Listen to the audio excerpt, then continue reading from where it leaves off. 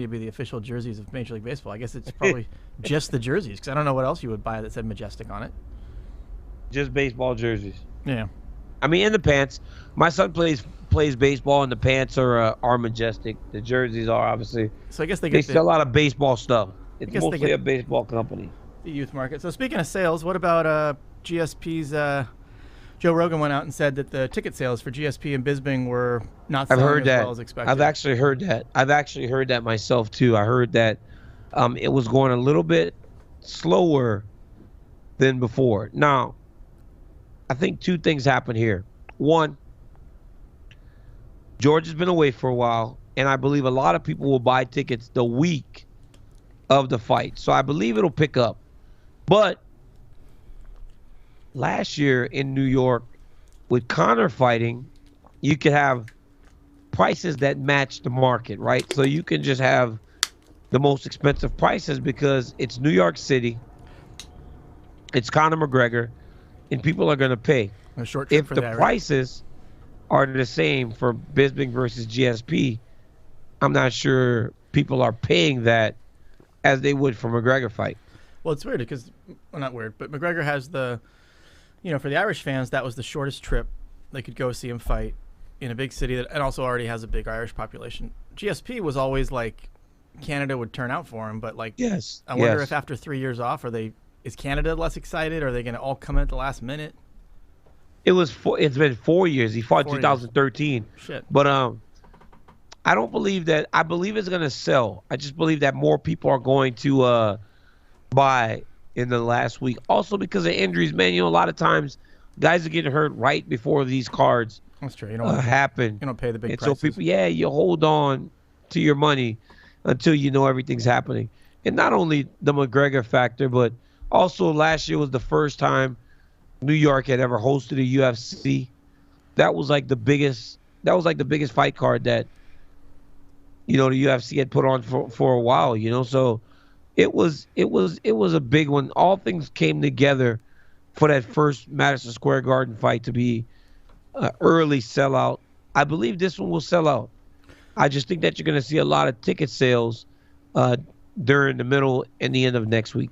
Do you think along with that, there was pictures of GSP's physique, and obviously he was always just so ripped and looked like a superhero. Now he kind of looks, he's getting older, and he's still super jacked and ripped, but he's not like GSP ripped. Do you think that'll happen during his cut? Is he just getting older?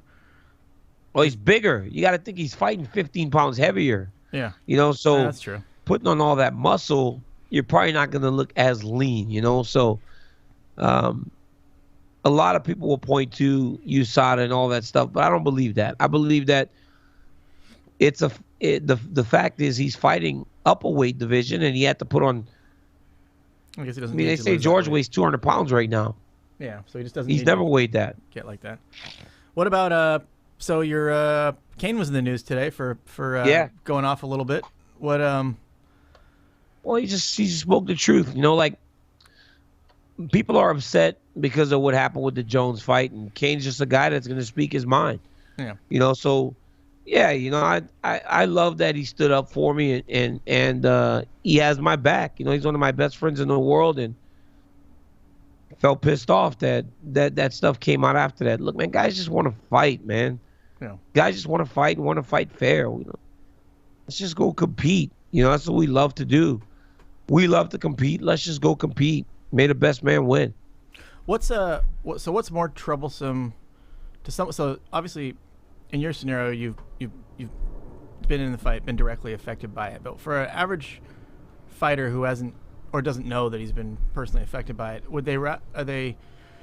is steroids more of an issue where they're more worried about their opponent having an unfair advantage, or they're more worried about being labeled a cheat themselves when they aren't, because everyone just assumes everyone's on steroids because you get a high profile one? Do guys talk about any of that shit, or am I just overthinking everything? We don't really think about that, because you got to remember, I fought at a time, 2009, 10, 11, where there was no USADA and all that other stuff. So I'm sure there were a lot of guys I fought during my career that were doing things illegally. So I never really thought about it in those terms, but We don't really talk about steroids. Like we don't So it's not as big. We don't talk about that stuff, man. Like we just want to go compete, right? We go to the gym, we try to get better, then we go fight. It's like that's all we do. Yeah. What about that Till Cowboy fight last week? And I don't mean to change the subject, but no, I think the subject was done. Till Cowboy. That was Till looked impressive. He's so big. Oh, yeah. I mean, seems exciting. He seems like kind of the style that they need, and they always like to energize different fan bases.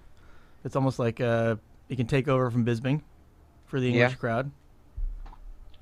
He's big, he's fast, he's strong. You saw early in that fight that he did not feel like Cowboy had anything for him, right? It just seemed from the very jump like he was just so confident that he was just walking Donald down. It's weird, like when Dethrone started, right? And we were trying to find guys that hadn't gotten a ton of exposure, but that were really good. So you go talk to the managers and the coaches and say, hey, who does everyone in the gym know is going to be really good? It's almost like I felt like maybe it must have been one of those scenarios where everyone on the outside is like kind of with Cowboy, like who the hell is Darren Till? But I figure within the community, there's got to be guys like that where everyone's like, yeah, no, because it's like they go take out these big names and it feels like a mismatch to everyone from the outside. But I remember I just remember it's always weird how there's like this group of people that their opinion is more valuable that all know certain things. I'm not saying everyone in the know thought, oh, this guy's gonna finish him that quickly. But I always think it's an interesting sport where everyone gets so much attention, but there's still guys that can feel like they came out of nowhere. Which is really why we should be betting on fights more often, right, Dennis? We should be like, sure. yeah.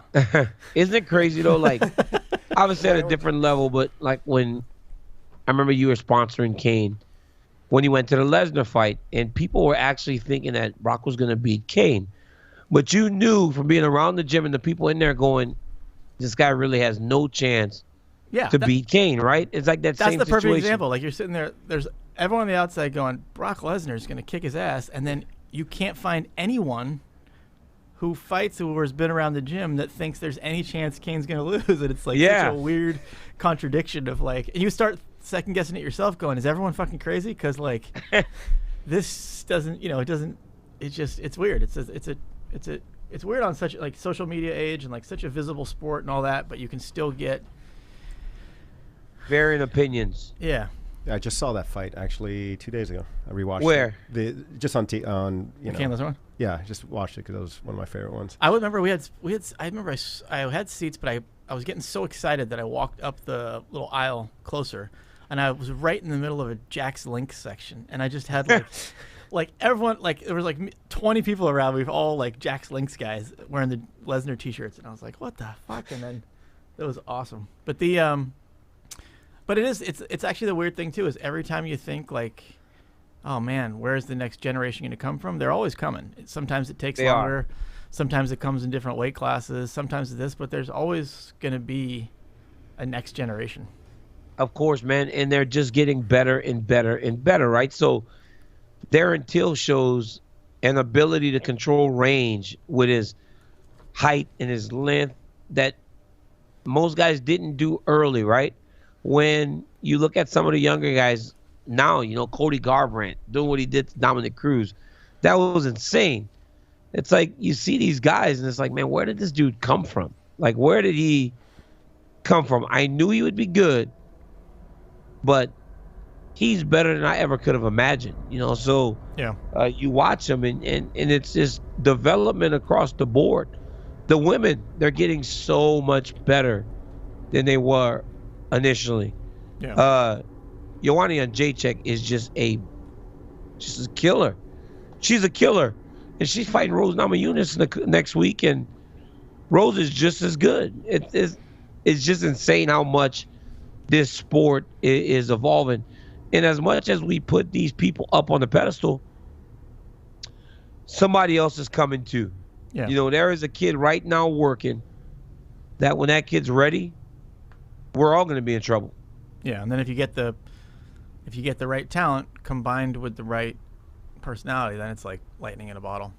It's lightning in a bottle. I saw Instagram, that don't happen often though. No, I saw an Instagram post today. It was I don't know if it was by her or someone else, but it was Joanna, like